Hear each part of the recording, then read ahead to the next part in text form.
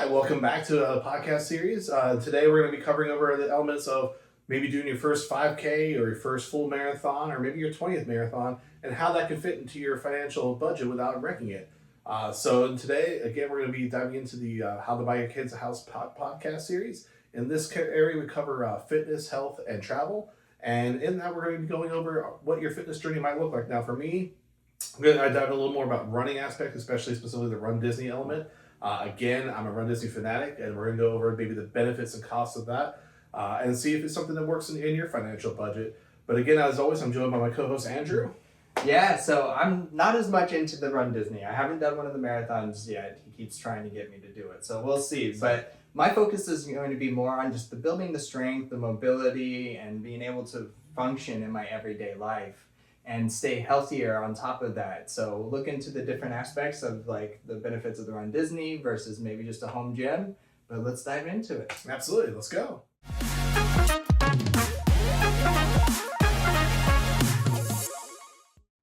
So the first part here, we're going to kind of go over a little bit what our personal health and fitness journey is going to look like, because we want you guys to come on that journey with us, and hopefully over the course of these series, you'll see us start to reach some of those goals. And plus, along the way, we want to hear about what your goals are and see what those goals are in that process. This is not something that happens overnight. It's long term. Yeah.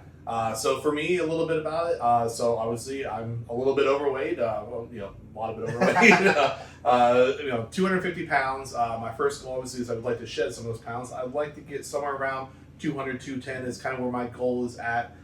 With trying to be healthy in that aspect. I'm not trying to be six-pack crazy lifting guy or anything like that, but more so for the health of long-term my kids, and being in my 40s already. I want to make sure that I'm setting myself for my 60s, 70s, 80s, and beyond, that I'm a healthier lifestyle in that process. And with that, I kind of got brought into the running community. And with Run Disney, we're going to dive a little more into what the different levels of running in the Run Disney community and everything are with that. But that's a little bit about where my journey is at. Now, along the way, I'm still going to lift. I like to maintain the muscle that I have, maybe tone it up a little bit, maybe even gain a little bit. But that's, again, my first goal, I think, is shedding the excess weight first. And then after that's done, then maybe I'll look into lifting a little bit more and everything. But also along the way comes also some of that mobility and injury prevention. Everything is also, as you get a little older, the flexibility goes away, the back tightens up, everything along those lines. So there's a lot more prep and recovery that goes into any sort of fitness journey, whether it's running activities or lifting.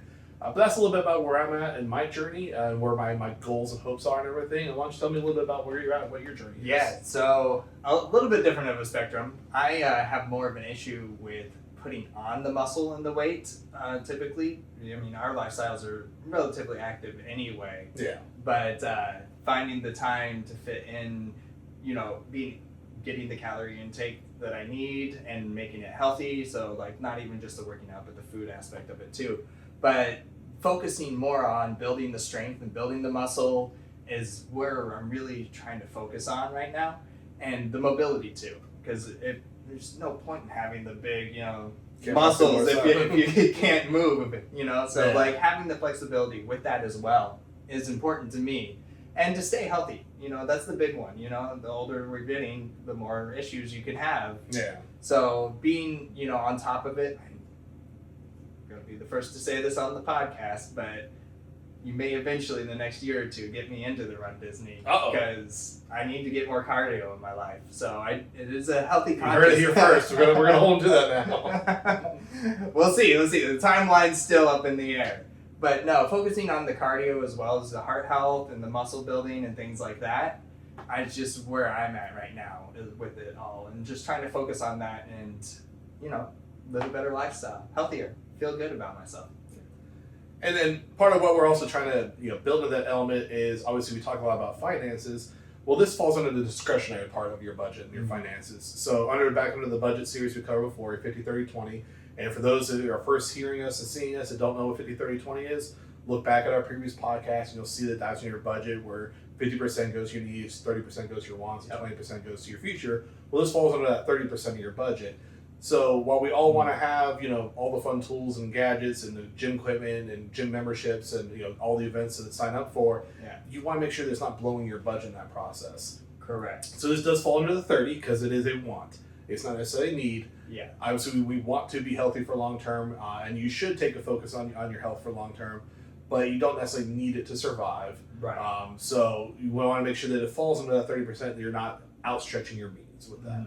And that can be tough because, there's lots of fun, shiny toys and gadgets and everything along the way. But, we want to make sure that you're not, going beyond your needs and your ability to do so, and doing so in a tier-so process in order for that. Now, down the road with some of the future real processes, and with the book coming out and with other future chapters we'll dive into, I feel a lot of this is areas you can also replace with dividend income. That's a great idea. So again, if you're having dividends to pay quarterly and monthly, that could easily replace the cost of these along the way to create that budget. Now that's the next level of what we're getting into with these concepts, but a little tease for what's coming down the road and what we're trying to do with this. So this is an area that you can easily replace with that, and we'll kind of dive into more of that even a little bit further today. But I think that kind of covers at least where our initial goals are at this moment. And now we're going to kind of dive in a little more of what the finances are in these different aspects of health and fitness. So let's figure out how to not break the bank. So in this, now we're going to dive a little further into the difference of Run Disney events that I already mentioned, and versus like regular neighborhood running or just running on your own. For those that don't know, when I say Run Disney, what the heck you're even talking about? I mean, I'm sure most people know the brand Disney, but basically they have a series of races that they host on property throughout the year. Most of them are here in Orlando, Walt Disney World. There are sometimes some that they do in Disneyland out in California. Unfortunately, those after January are going on a little bit of a break because they're doing construction around Disneyland. They don't have the ability to have the facilities to do it over there until that construction's finished. They've added some around the world, but still the main focus seems to be mainly here in Orlando. Now, there are 4 main ones currently throughout the year. You have the Dopey Marathon weekend in January, which I have that one coming up in a little bit here. You do. You have the Princess Half Marathon weekend. You have the Spring Surprise weekend series, and then we just had recently the Wine Dine race half marathon weekend series. So those are kind of the 4 main ones throughout the year.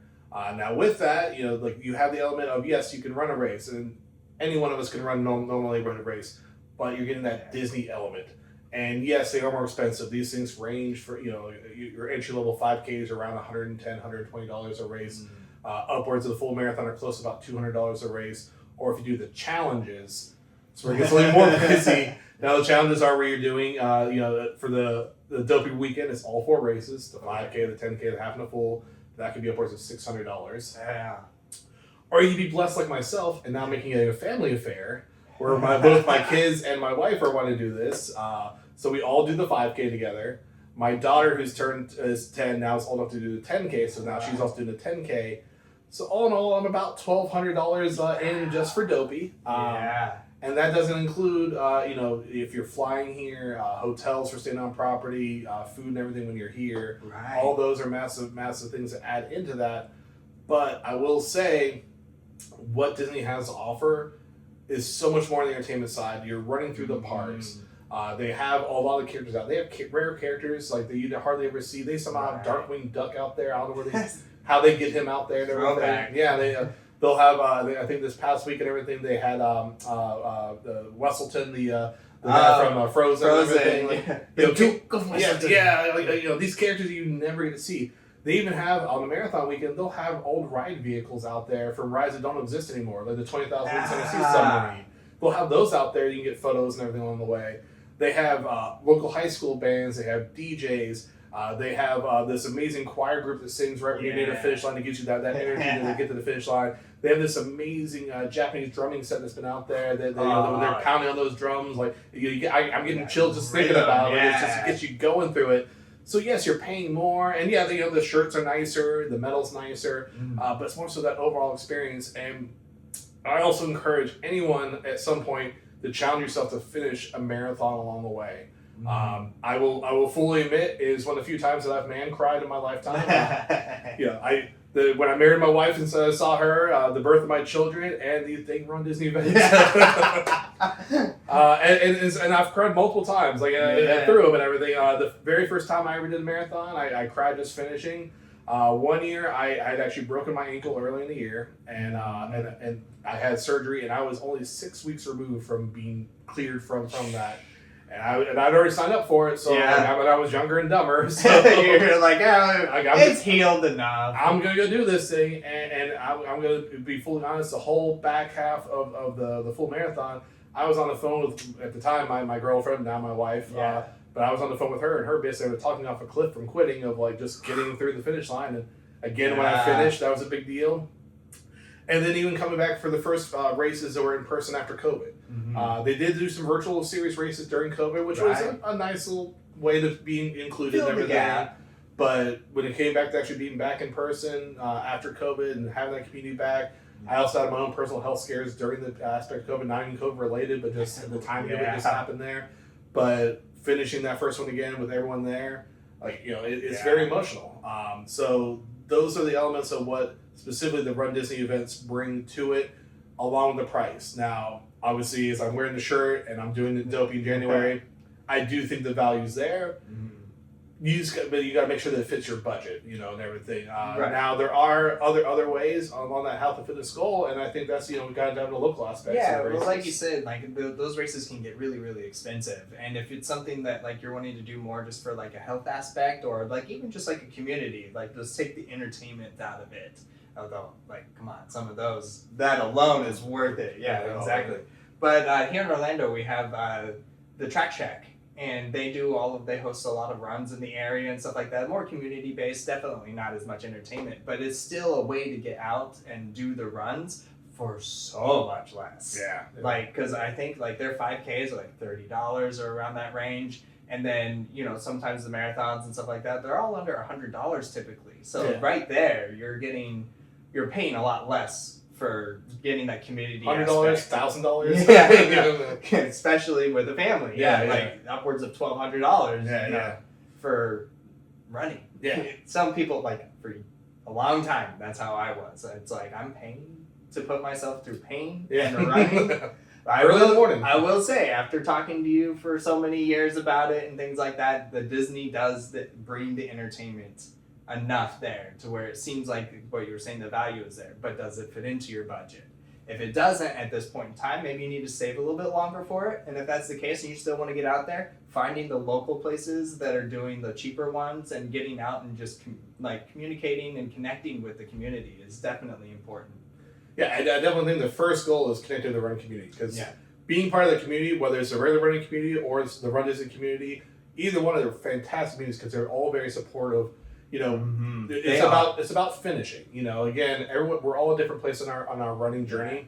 Whether it's, you know, your Couch to 5K series, if you're doing the Jeff Galloway Run Jog Walk pacing series, if you're trying to win your Olympic trial or getting into the Boston Marathon qualifier, we're all in different aspects. But at the end of the day, it's all about finishing. That's what's amazing about this. I see so many people at the end cheering for the last person to still finish because the fact that they finished. Right. And even those, like, you know, I'm worried about, you know, not finishing. At least getting out your door and trying is better than not doing it at all. I know, exactly. And having that sense of accomplishment too, that speaks volumes. Like you were saying, your man crying times, it definitely, a lot of them are with the Run Disney, you know, and being able to have that accomplishment at the end for not only for yourself, but like seeing everyone celebrate you as you go across. Yeah. I will say that's got to be a good feeling. No, it's absolutely fantastic feeling. And that it's hard not to get emotional about it and everything when you're going across and you've got thousands of people, you know, cheering for you, and they're calling your name on a PA system and everything. Like there's something amazing about that whole process. And then now, granted, I've also done a lot of neighborhood races through the Track series, or like the Donna Marathons up in Jacksonville and things. They're absolutely phenomenal events. And by no means am I dogging those events. And I still do a lot of those events on top of Run Disney events. I look at them more as like little milestone supplements along the way. Like if I'm like, for instance, I'm doing the Dopey in January, maybe I want to do a half marathon around, you know, Halloween time to help make sure that I'm on pace and make sure I have hard goals along the way, that I'm hitting those benchmarks to get to the big races and everything. Now, I will say also, you know, along the way, unless you're really, really hardcore in the running, when you're doing the first marathon, you're going to hit, you know, struggles and walls. You know, you're going to hit those parts where you want to quit. You know, you didn't prepare properly. You didn't know the little aches and pains along the way. You know, things cramp up. And you start trying. Band-Aids are important. we have a friend of ours that learned that the hard way, and I even tried to warn him and everything. He got too confident. He did. We were doing Dopey, and you know, we did the 5K. It was super, you know, casual for that, because again, we're not trying to come out fast. You know, did the 10K, kind of jogged it out a little bit. Did the half marathon, did a little walk jog, nothing too crazy. And he's like, oh, I'm feeling great. Matt's been talking so much trash. And this is super easy. And he comes out for the full marathon and wasn't the dark side of running. You do want to cover something on your nipples. You want to properly lubricate certain areas of chafe and everything. And he did not do any of that. And about 15 or so and everything. Hurting a little bit. Yeah, we had to bond a little closer of slapping those Band-Aids on of a big sweaty guy. It was, but he learned, and he's still doing it. So obviously, I was gonna say, yeah, he's doing the dopey with you coming in January. So coming along. We got a whole crew of us going in January, and he's now 4 years running with me and everything. Yeah. So I didn't scare him away entirely with that. But, no, well, I mean that one was on him. That one was you on did him. try, and I tried warning him. And then even post race, I warned him of the first time you hit the shower or bathtub when that water hits areas you didn't realize. They have chafed. Yeah. You may not feel it entirely, but the water doesn't lie when it hits you. It's like steam coming off the body. Exactly. So wow. I think I heard him scream from the Riviera. 5 doors down. It's like, there he is. 5 hotels. I was 2 hotels over at Art of Animation. Still heard him. But again, he's still doing it. And yeah, he persevered. He kept going. He didn't quit. Nope, he didn't quit. Now again, and for those that are afraid of being swept along the way, don't be. I know we all, for those in the Run Disc community, you hear about the shudder of the balloon ladies and everything. Like, oh my God, a balloon lady's coming in. For those who don't know, they actually have trained runners that are trained to do a 16-minute mile per hour pace, which is what the standard is in order to do a Run Disney event. Right. Now, granted, it's 16-minute miles from when the last people start, and those last people are this group of what's called balloon ladies. They literally have the Mickey balloons tied to them and everything, so you can see them from a distance. So it's not just some term. They literally have 2 balloons tied to each of them, and we're talking about the same ones you buy on Main Street with a little Mickey within a big balloon. So even when you're not going on Main Street, you're going to have PTSD. Look, it's coming. But and they come up and they're super nice and encouraging. Yeah. They do the best they can to try to help keep you motivated, keep you going. Right. But if they do pass you, then unfortunately at different benchmarks and check marks, that they'll have you that is the end of your race. Your tap out. And they have buses along those different check marks, and they'll transport you back to the finish line. You do still get your medal and everything. You still at least accomplish, but don't feel bad about that because you still at least attempted to try to do this massive challenge, and it's still way better than the average person that never even gets out to try it at all. Yeah, absolutely. So, again, whether it's running on your own, if you just, I'm going to get a pair of shoes and go running around my neighborhood.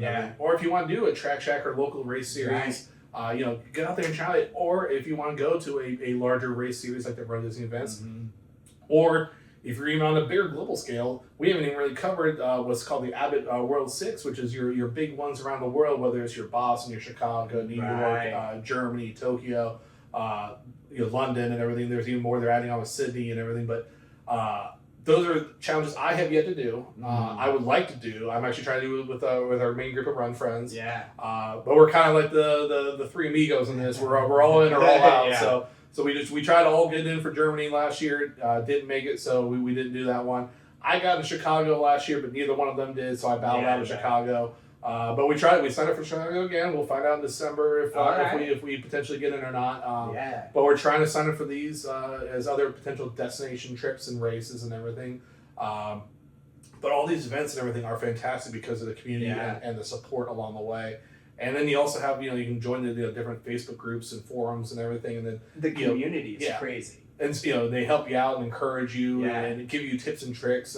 I know we joked a little bit about the Band-Aids and the chafing issues and everything, but those are things you learn about before because one way to really discourage you from doing these runs is when you hurt yourself or pain. So pain. Obviously they're not exactly fun things to talk about in running, but if we cover these things now and it's not an embarrassment, it's not like taboo, like know about it and you can fix it and you can address it, then it helps make your experience much more enjoyable. Take away the embarrassment and knowing the fact that every single person around you is dealing with the exact same things and doing the exact same preventative. But that kind of really breaks down a lot of the difference of like running locally, your Track Shack series, or I say Track Shack, but whatever your local town is offering. Right, exactly. And then again on the global scale, whether it's a Run Disney or the big major world majors and everything around the world. Yeah. And what level where it fits at and everything there. Yeah, So, absolutely. yeah. So next we're going to dive into a little more of the specific costs of both to running specifically, but what that'll entail later, and then also a little bit about what your whether your gyms or home gyms and things along those lines. Yeah, absolutely. Yeah. So let's go into that. All right. So last one we went over a little bit about specifically about the different events and everything, but now I want to kind of dive into the actual costs of the activity and fitness and sports. Now first we can go a little bit into running. Now running, typically speaking, a lot of people get into running because it has one of the potentially lowest barriers of entry to get into. Literally, you get a pair of shoes and you go out the door. Yeah. Now with that though, as time has evolved, technology has evolved, there's been more and more layers to it. I'm sure a lot of people see the Garmin on my wrist right now. That is newer technology that, again, it has your GPS, your heart rate monitors and things. Apple Watch is another one that's been very popular in the fitness journey, with running specifically, both of which have a much higher barrier of entry. As I mentioned, just a pair of shoes. Well, just a pair of shoes has now turned into the level of shoes. Now, granted, we're going to actually dive further into that in further episodes, but the shoes can range anywhere between $60 all the way up to almost $300 now for shoes.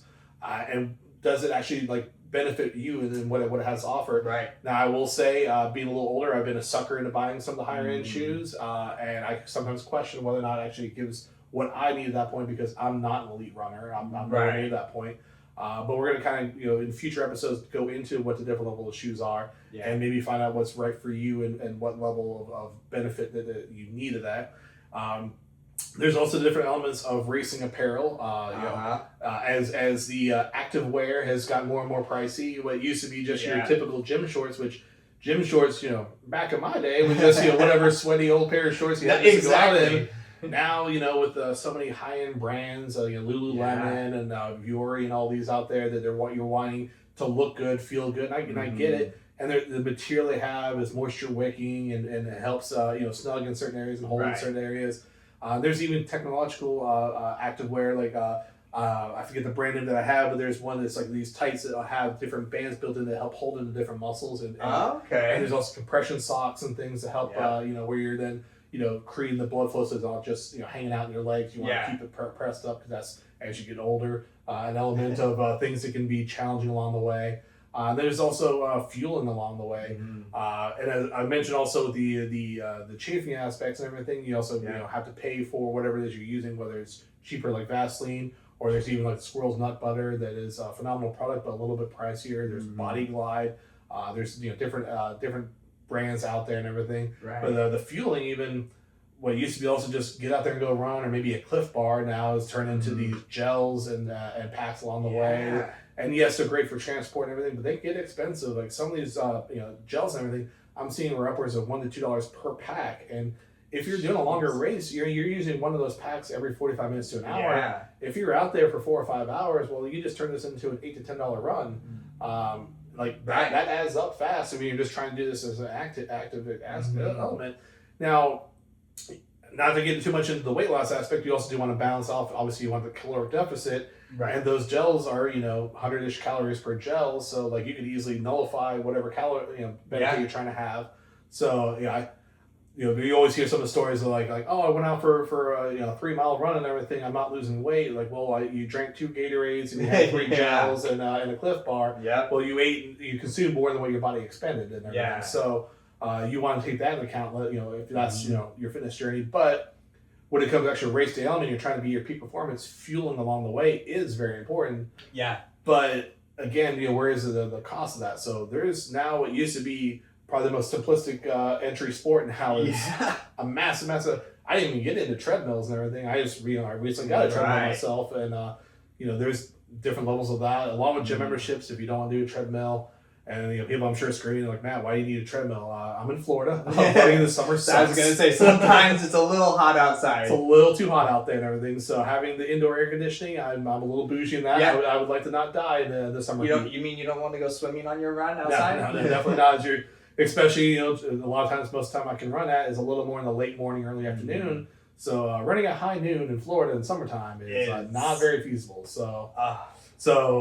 That's a whole nother level of barrier. So we'll go into those down the road, and where might work out better for you and everything. But just to give an overview of a lot of technology and things are now into a simple sport such as running. Yeah. Now there is aspects of even home gyms and things. Right, but I mean, home gyms can get expensive too these days. Like, if you're not just wanting to go in and just like getting a set of weights, which is what I started out doing, and that and calisthenics is usually what I do just at home. Now, I'm fortunate at where the apartment I'm renting, I do have a very nice gym that I can go to, which is a perk for sure.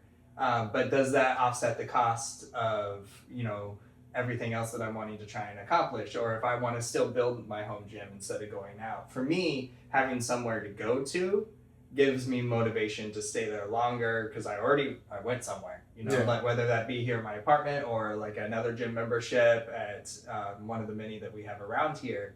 It's getting out and staying out is easier for me than if I'm just at home. The couch is right there, my weights are right there. What do I want to do? The motivation is a little bit less. Yeah. And for costs, though, I think if you're just wanting to start out and you're just wanting the flexibility and just to be healthy, calisthenics and just like a basic set of weights, and that's going to last you for pretty much as long as you want it to. Yeah. No, again, we're talking about the initial benefit of it and everything. Mm-hmm. Getting up and getting moving is the most important aspect. Yeah. And if that simple movement is even push-ups and sit-ups and everything, like the planks and the different body weight, like you're getting a massive benefit without having to have a financial investment into it yet. Right. Few dumbbells maybe, medicine balls, things. Relatively cheap out there. I was gonna say, for like $100, yeah, you can get a okay basic. Yeah, like without going too far, a pull-up bar too and everything. That, Yeah. You get those ones that fit in your door frame. Right. So a lot of this have, but now you can get really deep and everything. I'm sure a lot of people have seen like GarageGymReviews.com and things where you have these massive racks and tons of weights and bumper plates and bars and all these equipment. Now that can add up fast, but Yeah. some of these gyms can also add up fast and everything. That's true. I left recently just left a fantastic gym. I'm not going to name them here because I still think they are a fantastic gym. But for my family of four, the price going there was approaching $300 a month, and at that point, I just couldn't justify $300 a month. Yeah. And so instead, I'm taking that $300 a month, $3,600 a year. And I'm like, well, if I spend $1,000 a year on equipment, Yeah. I've now saved $2,600. And Exactly. I'm building out my home gym that way, which is where I just mentioned I bought the treadmill. So I spent about $1,000 on the treadmill, and now that was a piece that I use very frequently in the gym because of the Florida heat. And now I can look at some of the other little small things that build up, whether it's kettlebells and medicine balls and dumbbells and but each year if I make that investment to my home, I will build out what eventually will turn into a pretty nice home gym without spending nearly what I was spending at the other gym. Well, yeah, because they can get expensive. I know the last one that I was going to was coming up on $50 a month just for me. Yeah. And that adds up so fast. Yeah. No, I get that's $600 a year and everything. And I'm not saying $600 you're going to go buy a home gym from that equipment and everything, but if you're even like you said, invest $100 into your basic weights at home, that's $500 in savings right there. Exactly. So and that's a good chunk if you're trying to do your Roth IRAs and everything, setting up and everything. Yeah. That's at least a good step that you can have. Like just Allocate right over. Somebody who already budgeting for a gym, now you've switched that over to $500 to your Roth IRA right there. So. These are things that you want to look at within your 30 or the launch part of your budget. Yeah, being able to move things around and rearrange it as you need to as things go. Because it's not like it's a great rule, but there's flexibility within that for sure. There's flexibility, but let's say you're looking at your 30 of your budget and you're above it. Well, maybe this is the way to cut back down. And then now, if your 20% of your investment part was below, now you've brought that back up. Exactly. So a way to balance it out and everything when you're looking at it. Or if you want to fast track it, let's say you're willing to be, cut the gym out, save a little bit, maybe that 30% becomes 25, and then that 20% becomes 25 for your investment. You're now fast tracking your investments to retirement. Yeah. Again, personal choices make along that way. But maybe those are the elements to look at. Which again, I mean, obviously, I'm not trying to knock same $500 a year, but for me, over $3,000 a year because of the. Like it was a bigger, easier decision and everything. Now, granted, that was for all four of us to go to the gym, and the kids' element was obviously different because of what they could do there. But that's what the family rate was and everything. But that's where you're looking at with your finances and everything with there. and where that technology and other tools and everything can go, Right. and create that game plan going forward of, each year you could also then, you're still saving that same $600 every year. If you even just do $100 every year to add on your home Yeah. gym, then that's more things you can get each year to build and build and build until eventually you have more of what you're looking Exactly. for. So, but I think that kind of gives a little bit of an overview of what we're looking at with the finances part I of it was and gonna everything. say, yeah. We're going to dive much further into in the future Yeah. ones. I tease a little bit about the shoes, the treadmills, the Garmin watches. Like, Uh-huh. there's going to be a lot to go in there The to cover there. accessories. Oh yeah, tons of accessories. But yeah, well, that kind of covers that area, and then we're going to dive a little further into other topics. All right, So let's move on. here we go. So in this area, we're going to kind of dive into the aspect of where we're talking about investing into your health. Now, I know this falls under like the wants category, but this is still an important category because we want to invest in our health for our longevity. We want to have a longer life, a longer quality of life, and also more comfortable in the process of doing so. Now, I know, we're not saying that you need to go out and buy the latest and greatest in technology and shoes and gear and whatever. But we also don't want to buy like the cheapest junk along the way or cut corners in this, because I know a lot of times we sometimes feel guilty about investing or paying for ourselves, especially when it's a luxury purchase. Yeah. Like, a lot of times, I know I'm bad at myself with it. Like I'll easily buy my kid, like the newest and greatest, bat and toy and whatever and everything. But when I go to buy myself something, I'm like, do I really need that? Or, maybe I'll find it at TJ Maxx or Ross, or, comes in. like it creeps in the back of your head. But no, you need to find in your budget at least that wiggle room to treat yourself a little bit. I'm not saying you have to do the Run Disney events or anything, Right. but at least get something that's worthwhile quality gear. I always go back to the shoes aspect. I'm a little bit older and I'm also a little heavier. So with that, I get shoes that have a little more of a cushion now with it and everything. Yeah. I was running with cheaper shoes before, and my legs would feel it more. And that's something that I've made that adjustment out in my later years now that has been a massive benefit for me. And again, we said earlier, like if it's painful, you're not going to do it. Right. We want you to get out there and be healthier. So maybe spending a little bit more on a more cushioned shoe might be that difference between whether you do it or not. Having the home gym equipment, as you mentioned before, watching on TV or seeing the weights, you might go and do it. So if you're not making that investment to yourself, then why are we going to have all the money later and we're not going to Scrooge McDuck swim into it when we're older? Like, you want to have the quality of life to go along with it, and part of that journey is focusing on your health.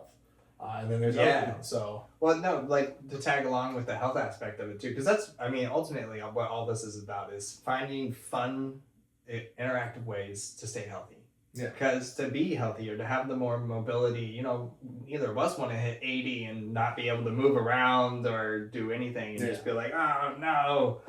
But at the same time, right now, taking the preventative steps and things like that, like you were saying, the shoes, the quality over quantity, in my opinion, that's a better option, like spending the more money on the soft paddings or something that will last you a little bit longer, depending on how much you run, obviously. But I didn't even think about the aspect of the quality aspect of it, because again, if you buy cheaper, also you have to replace it more often. yeah, And then in the long run, does it actually even benefit you? correct. If you're replacing your shoes every other month versus something that lasts 3 or 4 months at least, depending on how many miles you're putting on it.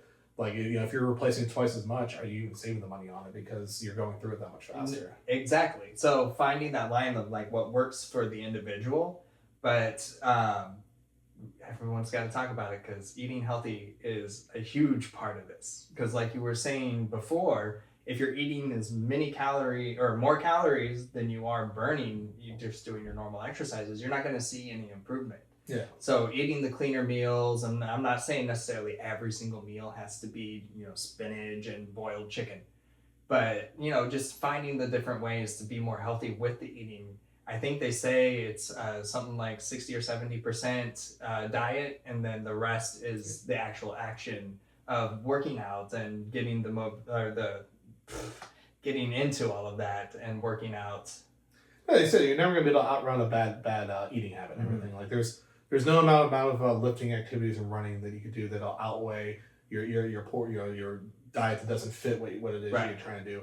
Now, again, like, my dietary needs 250 pounds, and the amount of protein and things that I need is different than your aspect and weight, what you're trying to do. Right. You're also trying to gain muscle, so you're going to try to increase your protein based off your size. But for me, I'm looking at overall calories and benefit off that. Now, I will fully admit, especially with running around, I eat out a little more at fast food Mhm. restaurants and things. I need to adjust. But that's part of what this journey is going to be, and everything. Yeah. And I want everyone here to hold me accountable for that. Like, if 3 months from now you're still seeing me sitting here at 250, I want you people in the comments like, hey, hey, fatty, when didn't you 3 months ago, say you were going to be, cutting back and losing weight? I want people. The out there- cyberbullying. Yeah, Yeah. I welcome Motivate. it. Yeah, because again, I'm not going to be the one on here saying like, hey, spend the money on this, go do this, join a Run Disney event, come on out here.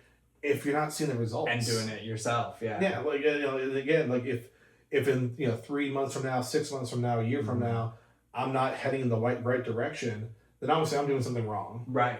And I want people on here to say like, hey, man, you were 250 back in November. We're now, What are you now? Like I'm not seeing there's only that much of change off the scale there and everything. So this is a journey for all of us. Yeah. But also, for those also on it with us, I want you to tell me your milestones along the way. Yeah. And get in there and say like, hey, I came in this at whatever weight I'm at, or I came here lifting this amount of weight, or I came here running a certain time for distance. Now I shaved it down. Whatever it is, your goal. Like I see a lot of it's about weight, but even when it comes to running, it could just be even just a time goal. Mm-hmm. Let's say you run a 1 hour 5K. I want to get down to a 45-minute 5K. Like what is your goal along that way of doing so, and are we reaching and hitting those goals? And everyone's goals are different, and they're all great goals to set, and then set up those smaller, easy, more manageable time frames to hit those and everything, and then we'll hold each other accountable for that. Like, again, for those going back into Dopey, like I'm hoping to run a marathon in under 5 hours again. I haven't done that in years. Yeah. It's been a while. I don't know if we're going to hit it this time. Not saying that I won't be ready to do it, Right. but I am running with a couple first timers for the marathon and everything. So those, we're going to ride the wave with them and everything. Yeah. We're our little tutu woo crew for those that are familiar. Yes, we wear tutus and we woo it every mile. For those that have done the races and hear those annoying people that yelled every mile, that's us. But we are a group that will encourage each other along the way. Yeah. And if they hit different walls or issues along the way, we're going to help support them and everything and get them to the finish line. So maybe I have to put my personal goals aside, but I want to make sure that I'm ready for that goal. Yeah. And I'm not the reason why that we're going to the side.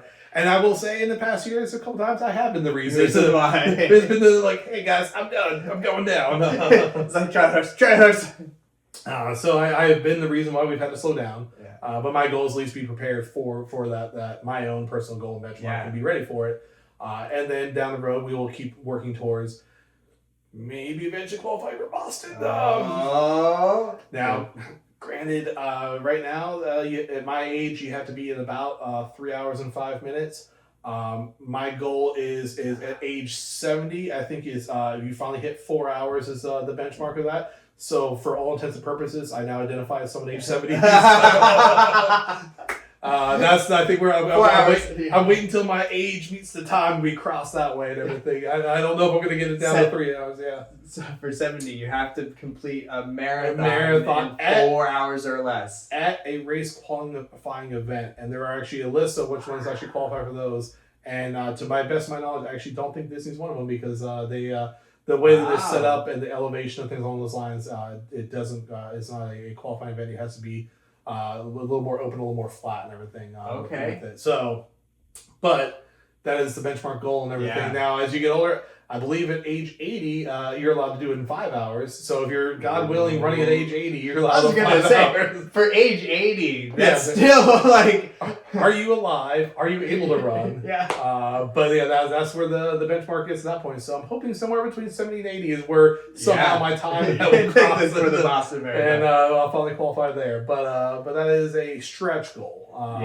As a pipeline, dream and everything. But if you can get there, I can get there. But that's for the most part where my goals and long term and everything are with that whole element of everything. But and then again, I would still want to maintain the muscle and everything in that process. I was gonna say you still want to feel good and have that muscle tone. Yeah. And that's all we all want to look a little better too. Like having the muscle definition and things like that. It feels nice. It feels nice to be able to see. You're like, oh, okay, that's popping out a little bit. I feel a little bit better about that. Yeah. When you get to see the actual improvement. because I don't know how many times like I'll restart working out and I'll be going and going and going and I'm like, I see nothing happening and I'm doing all the right things. And then sometimes it just takes time. And then it just starts showing up gradually. It takes time, but also your body can be a fickle beast. It really can. Like the mechanics within your body, with your hormones and things, like your body will feel like, oh, you've made too much of a drastic change. I'll release more cortisol because you're under stress, and then it'll hold on to weight and things. Right. Or like it'll think it's in starvation mode, so then it'll more efficiently use calories and everything. So your body will sometimes be your worst enemy when you're trying to hit some of those weight loss goals or even gaining muscle goals, because if it's too much of a shock to your system, your body will react in a way that maybe is not what you're hoping for in your mind. Right. But your body inside is thinking like, danger, something's going wrong here, so now we need to conserve and shut down and protect ourselves, and that might hinder what your results are. But and then a lot of times also we're talking about the difference between weight loss, fat loss and muscle gain and everything. A lot of times a lot of people make the mistake of looking just at the number on a scale and not taking into account that maybe they have lost fat, but they've also gained muscle. And the number may not have changed, but like the overall, ratio you actually are much healthier. Yeah. Your body fat percentage has changed. Like I have a scale at home that actually does the body fat percentage because of that and everything. Yep. Because while I said earlier, my goal is to go from 250 to 200, 210. To me, that's a relative number of where I would be at to be in the body fat percentage I want to be. Yeah. And that's more so where I'm looking at. Like, if somehow I gain more muscle on the way, then that number will adjust upwards. But I'm assuming that I'm going to keep most of the muscle I have and lose the body fat percentage to get within that range where I want to be at. But if somewhere along the way, if I gain another 5 or 10 pounds of muscle, then that 210 might turn into 215, 220. So again, don't necessarily look at just the number on the scale, because like if you notice, so my clothes are fitting a little bit better, but my number didn't change. Well, maybe you just gained more muscle and you didn't realize. Right. Now that's great advice, because that's something that like I didn't think about in the very beginning of when I started consistently working out a lot more, is the fact that muscle weighs quite a bit. It weighs more than fat. It's smaller, more dense, and so you don't realize that you may feel like, oh, I lost an inch here, but I gained half inch in my shoulders or whatever the case is and everything, and you don't realize like it packed on in different places.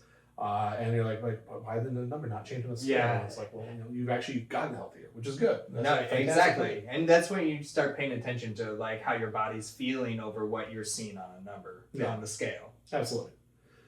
So I think that kind of covers in this area and everything. So we're going to kind of wrap things up a little bit, and then we'll get ready for the next episodes. All right. Stay tuned. Well, I think for the most part, that kind of sums up our initial dive into our own fitness journeys, and specifically into like the Run Disney versus weightlifting and those initial elements of where we're at. And whether your goal is to maybe get out there and do 26.2 miles or do 26 reps, your fitness goal is your fitness journey, and the main thing is you're focusing on it while still maintaining within your own budget. But also, like, I want everyone out there to have that accountability. Like, again, I've told you my goals initially and everything. Keep me on track with that. And then I know your goals. Oh yeah, no, I'm getting back to the gym. So the goals now is to build the muscle and then cut after that. So I'm gonna have to start watching here in a few months what I eat a lot more for sure. But yeah, no, the goal is to, like we've said, be healthier, but also I want to look good. I want to move into the strength aspect of it and feel strong and have all of that set up. Yeah. So please, in the comments, put in what your goals are. Put in a time frame of your goals. Again, my goal is to be about 210. I'm saying it's going to be about 6 months from now for me to get to that point. So put me on the clock. Keep looking on that. Now, Andrew hinted at the beginning that he might do a Run Disney event. I want you to hold him accountable for that. I said might. Might would be a sign up sometime next year, and trust me, I will let you know when the registrations are. Because also, if you're also doing some of these runs right now, I'm only signed up for Dopey, but I do plan to do a lot more in the future. But if you see me at Dopey, or if you're doing Dopey along with me, or any of the events, whether it's 5 to 10 and a half of the full, let me know in there and everything. I'd love to meet some of everyone on here. If you see me, say hi. Yeah. Again, I'm the crazy fool in the frilly tutus. Now the costumes do get crazy, which is also a really fun aspect with Run Disney, especially in the 5K. Lots of fun costumes. We didn't get into the costume. Those can add up a lot and everything. But again, tell me what race you're doing, why you're doing it. A lot of us have a big why is why we're running. We have a friend of ours, that had her own medical struggles, and now has bounced back and getting out there and doing a lot of events, even full marathons out there in just a few short years and everything. It's amazing seeing her journey along the way. So, and I know a lot of everyone else on here has their reasons why. Tell me your why, and what your goal is and everything. So. I think that kind of sums up for today's episode and everything. Yeah. Thank you for joining us. If you like what you saw, also check out our other episodes on there. Please. We have lots of stuff coming. Share with your friends. We're a newer channel. We're just trying to get it up and get going. Mm-hmm. So please do whatever you can. Smash all those buttons. Like, subscribe, share. Yeah, hit them all. Get them out there and help us grow. And we're going to bring you more content like this and grow from there. And then if there's an area of specifically with the races and Run Disney and everything we didn't cover, please put it in there. And again, I skimmed the surface and everything, and I totally forgot about the costumes just now. So, I was gonna say we're not gonna be able to cover everything in just the one episode, but hearing from you all and hearing what you like, don't like, holding Matt accountable in 6 months, we'll get a scale out, or me possibly signing up for one of the Disney runs. Yep. But no, absolutely, take the journey with us, and we want to take it with you. So please let us know, interact with us, comment. It helps us out. Yeah. Until next time, thank you so much, and take care. Bye.